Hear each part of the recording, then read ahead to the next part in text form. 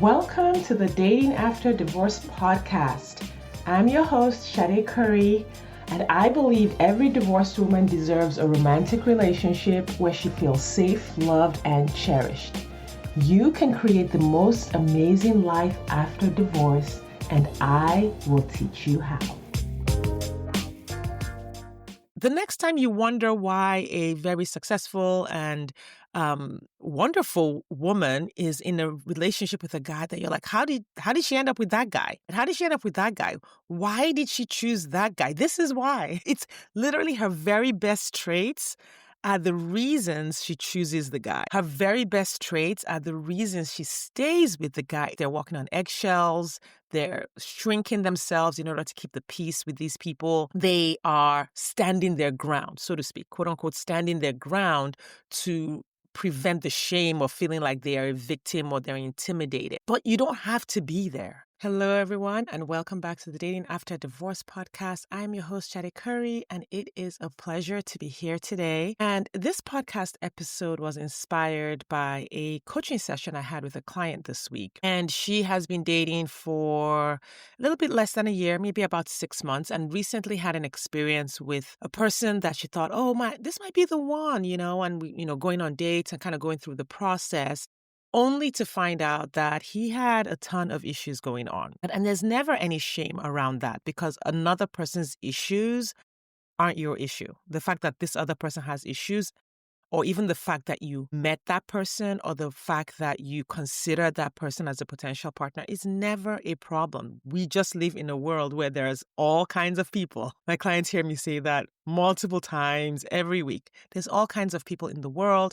And if you're going out there and you're meeting new people, you are going to experience all kinds of people. But the crux of this matter, what the real breakthrough in this situation was, she had gone through my coaching. We had set things up to attract the kind of people that she wanted, and she still ended up being attracted to this particular person. And he turned out to be, have some really giant red flags. Thankfully, she was fine. This wasn't a situation where she got hurt, but she had been in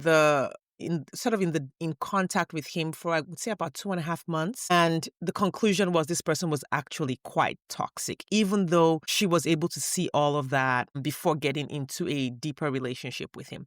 But she was kind of like, why am I still here? Why am I still meeting these kinds of people? I mean, I have gone through the divorce. I have healed from my divorce. I'm going through your process. Like, what is it about me? And this is always the thing that can be a little bit dangerous. She was like, what is it about me? Why is my picker so bad? Why do I constantly choose these kinds of men? Well, the truth is, so first of all, I had to take her a step back and say, you don't always choose this kind of men. You have met other men who are great. They just weren't right for you. You're right. Just to level set that it's not that you are terrible or there's something wrong with you. And so we deep dived into the coaching as to what she could have done or what she could have seen that would have changed sort of this outcome or the amount of time that she spent with this person. And in the end, we isolated for her that she had this belief about herself, which was true, but was misapplied in this situation, that she could handle a lot. And she can. She is successful. She's bright. She's resilient. She has achieved so much. She continues to achieve a lot. And that belief about herself, that understanding, that knowledge of herself that, yeah, I'm strong. I can do so much. It gets misapplied in relationships when little itty bitty red flags or situations come up that are, signals of who the kind of person is that you are talking to.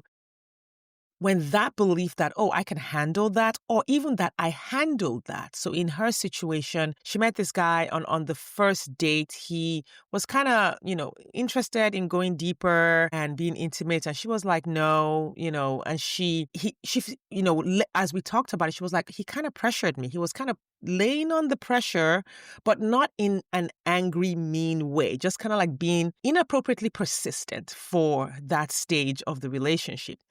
But she handled it. She was like, no, so she pushed back. And in her mind, because she was able to handle that, it didn't occur to her to evaluate his character by the fact that he was being inappropriately persistent.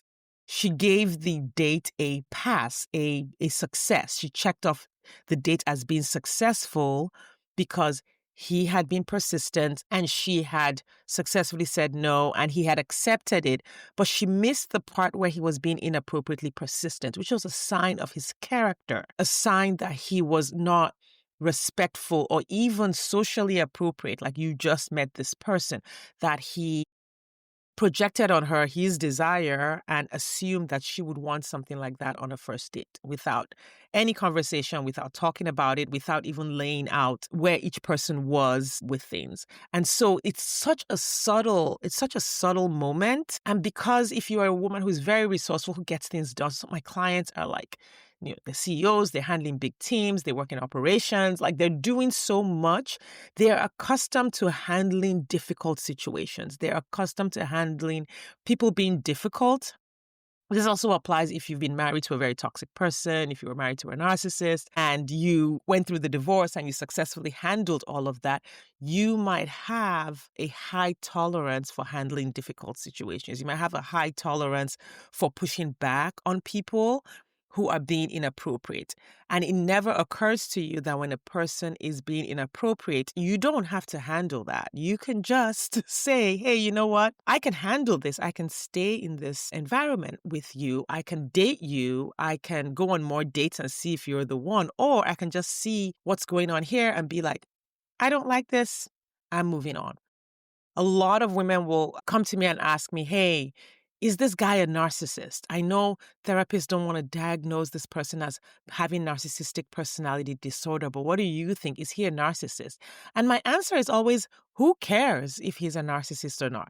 You don't have to wait until you can check off all of the boxes that this person is a narcissist to say, this is not for me. You can simply check in with the experience that you are having. Are you enjoying the experience you are having with this person at the level that you set out to enjoy a dating experience or a relationship? This applies in friendships. This applies in families. Is this the experience that you want? Is this the experience that you want to continue? Whether or not you can handle a more difficult experience does not mean you should. Doesn't mean that that is how you want to use your life. Doesn't mean that that is how you want to use your energy. Doesn't mean that that is how you want to use your attention.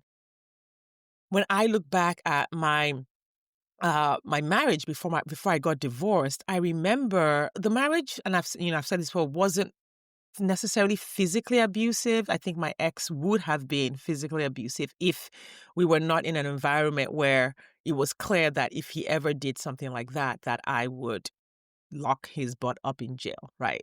So that was always clear. But if you look at that situation, a situation where you would suspect or worry that a partner has anger issues to the point that, you're like, you better not, right? Is not a situation you should be in. And so I remember times that he would, pick up a chair and like break the dining room chair on the ground just as a way to like, sort of express that level of anger and violence without actually enacting the violence. And he would say so many heightened, triggering things in the middle of arguments. And I think back at that time and I realized that in my mind, I could handle that level of he's just saying all of that. But he didn't mean that I should have. And I remember at one point when he was kind of like really raging and angry, and I called the police because I was like, this is getting out of hand.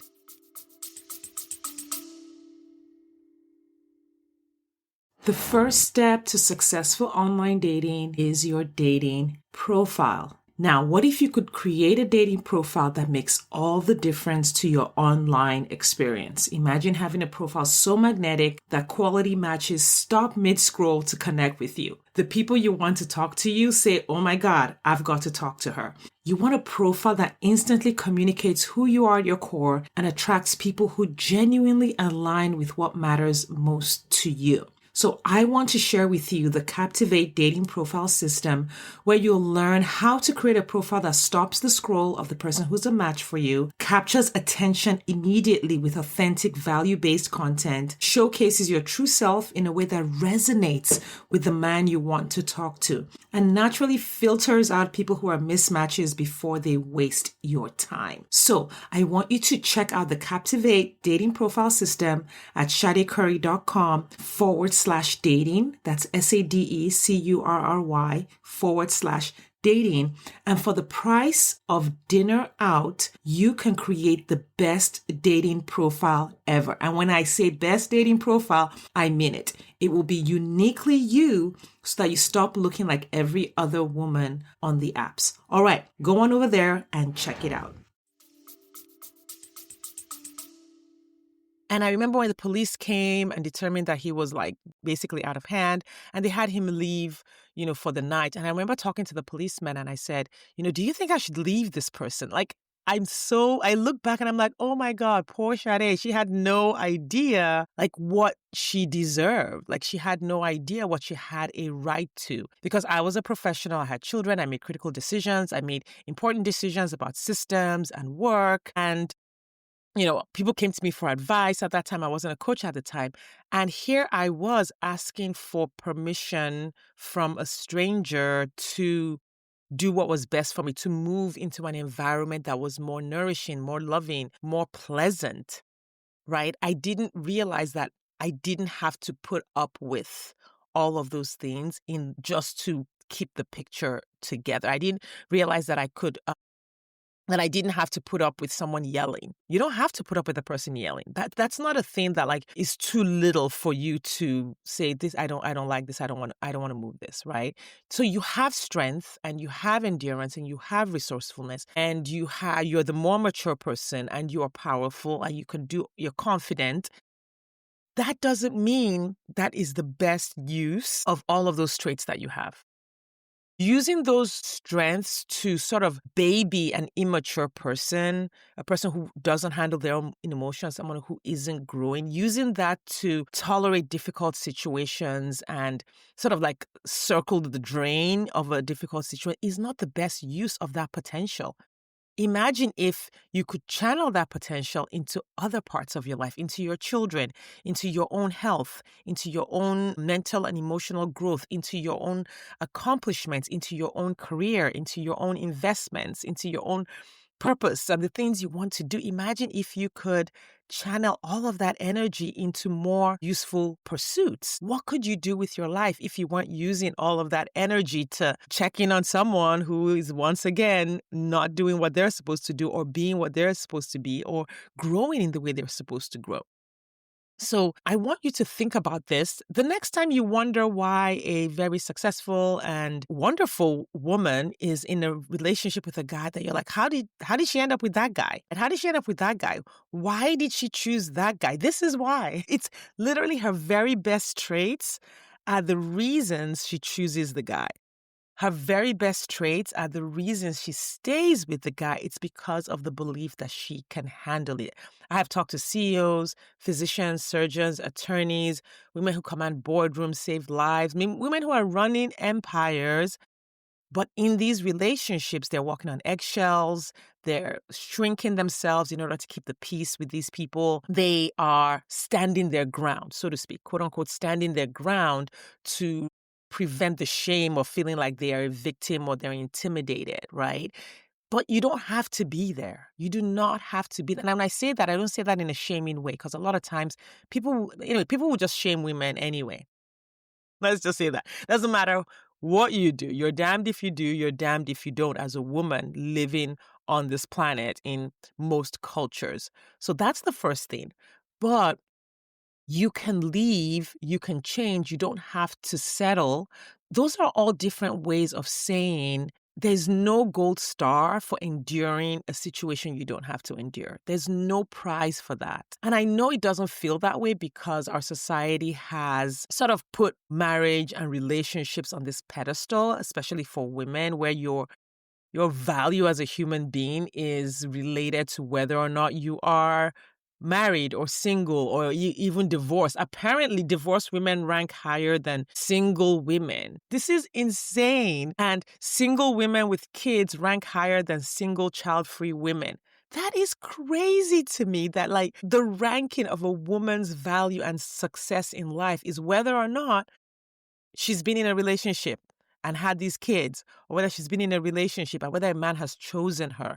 Because that is the mark of being appropriate. That's the mark of being successful. And it is a lie, it is a myth, and it is so, so harmful. So I know most of you that I'm talking to, most of you listening to it, you are aware when there's a problem. You're very intuitive. You're aware when there's a problem.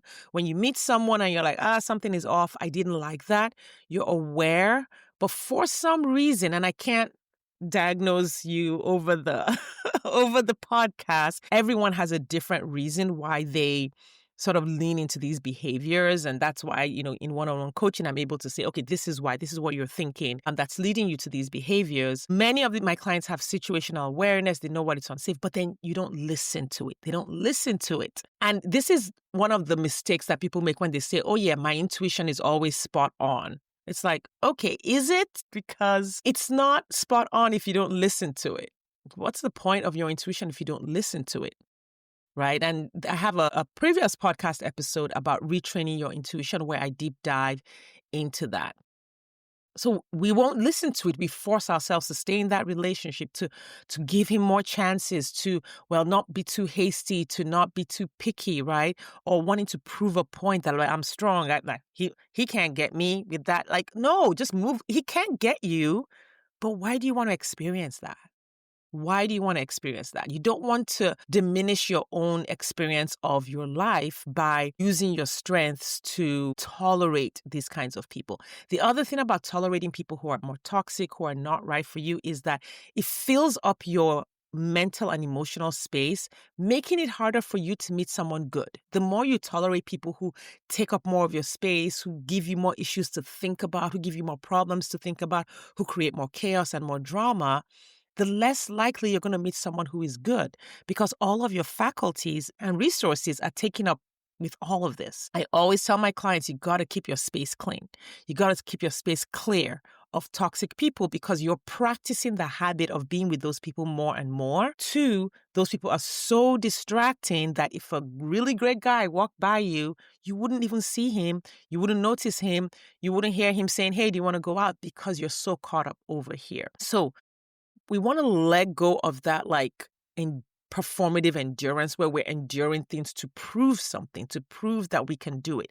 When you're an athlete, endure the fight and the workouts and the prep and the practice so that you can win a prize at the end, right? Or if you set a goal to make so much money and you go through all the things you need to do and the marketing and the work, or if you are at a workplace and you want a promotion and you do all the things and all the steps and you show up to get the promotion, all those things have a prize at the end. But when you are tolerating poor behavior from someone, marriage to that person is not a prize. Staying in a relationship with that person is not a prize. It seems like it is because then you get chosen, but that relationship is going to suck. Let me just put it that way. That relationship is going to suck. So you don't want to override your intuition. You don't want to override what you see. You want to check in with the experience that you are having so that you can make decisions that are best for you. And let's break this cycle of us successful women being in relationships with men who are not good for us. It's happening way too much. I know people are always like, sometimes people think that, a woman who's in poverty might not have had a choice because financially she couldn't leave. But my clients are women who are financially successful and successful in their careers, right? And so people wonder, why are you here? Why are you with this person? This is the reason. It is because maybe the guy isn't working and he isn't making money. And they're like, I have money, so I don't need him to work. Or I don't need him to be making a lot of money because I have money. Well, what you're doing is you're going into this situation where he's already at a deficit. And then the behaviors that have led him to that place will eventually affect you. The behaviors that have led him to be in a place where he is not earning money, the behaviors that have led him to the place where he's not earning enough money, money, right, to be on his feet and to do what he needs to do, those behaviors are eventually going to affect you. You might find yourself making less money over time. You might find yourself going into debt over time because this person is infecting you with their behavior. So it is not, don't give them a pass. And it's not, when I say don't give them a pass, this isn't a call to now try to fix him so that he can make more money. No, you let him go. You want a person who shows up at the capacity that you need in a relationship. You want a person who is already living and working and doing things at the capacity that you want to be, that you are already at, right? We want to look at the standards that we have. We want to not need permission from anyone to move into the relationship that you want. You want to not use your strengths for fixing other people's problems or tolerating or enduring other people's problems. The other reason that then comes up down the line is that, let's say the relationship does go on 3 months, 6 months, a year, maybe like me, you're married and now you really see that this person is problematic. Then there's the sunk cost fallacy that comes in. I've invested so much. It's been so long. Now I have kids. And what happens is that we start throwing good years after bad years. You already had 3 bad years. Now you're going to throw 5 more bad years at it in hopes that something changes. There is no return on investment for this. So human beings that come into your life, I know this is not necessarily a one-to-one, but it's a good analogy, right? There is a return on investment for your time, for your attention, for your energy, for your money, for your resources. Everyone in your life is someone that you are investing in one way or another. Just spending time with a friend, going to a movie, you are investing that time in that person. You are investing that experience, that your attention in that person by being with them and watching that movie. If you go to the movie with this person and they talk the entire time, they're nasty, you get chased out of the movie theater because they just won't behave themselves, you have invested and now you didn't get a return on that investment. Even in that situation, there is an investment, there's a return on investment. Now, everyone you meet comes with sort of the capacity to return an investment, to return a yield, to return a profit on your investment. How do you say it? Anyway, to return your investment to you with a profit. And different people have different capacities. Your job is to start to say, what is this person's capacity? And also, you also need to know your capacity. What is your capacity to return an investment to someone who invests time and energy with you? Most of my clients are women who make people better when they meet them. When they are in contact with other people, they make those people better just by being around. Like most of the women I work with are just naturally, that's who they are. They are the women who invest in their personal growth. They invest in their emotional intelligence. And so naturally, they're spreading positivity and they are doing things for the people around them. They can see, they have pattern recognition. So most of them are already the best return on investment. But then they go and take all that they are and then invest that in people who are not great. Right. I was talking to a client recently, and this is very early stage with someone, and we were sort of trying to say, hey, this guy is great. She really likes this guy. He's everything she wants. However, he's got a couple of behaviors here. And I was like, I think this behavior means he wants you to start sort of carrying some of the emotional load of his divorce and his kids. And I'm not really a fan of that. I think the reason he might be pulling back is because you're not stepping up to help him with his kids. And she was like, so should I help him with his kids? I was like, no, that was the wrong answer. Because this is a person, it's about judging his character. This is a man who is divorced and has kids and is not handling his stuff or is hinting that his stuff isn't handled. The answer is not to say, oh, and now I'm going to come in and help him handle it. The answer is to say, well, dude, why don't you have your stuff handled? Do I want to be with someone who doesn't have his stuff handled? And what's going to happen to me? This is the question we never ask. What's going to happen to me if I move forward with a relationship with someone who doesn't have his stuff handled? That is the cost. That is the loss. When we're looking at all the wasted years down the line, that is the moment that those wasted years begin, because we don't think about what's going to happen to us when we're in that environment where we are with those people. So I hope this helps someone. This thing of strong, successful women being in toxic relationships applies at every level. marriage, it applies when you are dating, and it applies when you are going through a divorce, because some of you are also then investing your strength in the middle of the divorce. You're investing your strength in helping your ex have a relationship with his kids, helping your ex move forward. Oh, he's overwhelmed. Oh, he says he's going to kill himself. And you're investing your energy and your strength in someone who will not take care of his stuff. It applies across the board, and it also applies to other relationships. So once you see this pattern in yourself in one area, you will start to see it everywhere that it might be happening for you. All right. So what are some things you can do? Start to journal around getting a return on investment in your relationship. So when I say return on investment, I don't mean, well, I did this for this person and they should do this back. It's not about getting something back. It's about, I invested time on this date with this person. What was my experience like? Because you go on the date not so that the person would do things for you. You go on the date to have an experience that you want to have. So when you go on the date, document the experience that you had and then ask yourself, is this the experience that I wanted? And then the step after that is not to say, well, I'm going to ask for what I want. No. And I'll have to do another podcast episode on that. It's not about saying, I'm going to ask him for what I want so that he can give me what I want. No, it's about saying, is the capacity for what I want available with this person? You can do all of that analysis on your own because you are experiencing the person as they are. You're experiencing the person as they've chosen to show up. You don't need to now give them a laundry list of what you want and how many times you want to be texted and all that. If a person is a person who texts 3 times a day, they will text you 3 times a day. If they do not naturally text 3 times a day, let them be and go meet the person who texts you 3 times a day. I remember when I met my husband, like on our 3rd date, he was like, hey, do you use Snapchat? I was like, no. He was like, okay, do you want to install Snapchat? And I just thought he was introducing me to new technology. But what he was really doing was figuring out a way to stay in touch more frequently, and that was kind of fun. So you don't have to teach a guy how to stay in touch with you. And if you do, he means he's not the right guy for you because he does not naturally show up in the way that you need him to show up. Okay, take stock of whether or not you are tolerating more difficult situations than you need to. And don't call it love and don't call it being the bigger person. Call it what it is. This person does not have the capacity for the experiences that I want or the experiences that I bring. And start thinking about whether or not you want to stay there, right? If you're in a marriage, it might be a little more complicated to think about that, but there are ways to make those considerations about whether to stay and whether to leave. Walking away isn't failure. Now, it's not always the answer, right? And so when I work with clients, this is a very nuanced conversation that we have. It is definitely a case-by-case basis, okay? So I'm not saying the first time someone sneezes around you, you need to walk away. That's not what I'm trying to say. What I'm trying to say is you need to understand the experience that you are having and then start to figure out, where does this experience lie on the spectrum of the life that I want to live?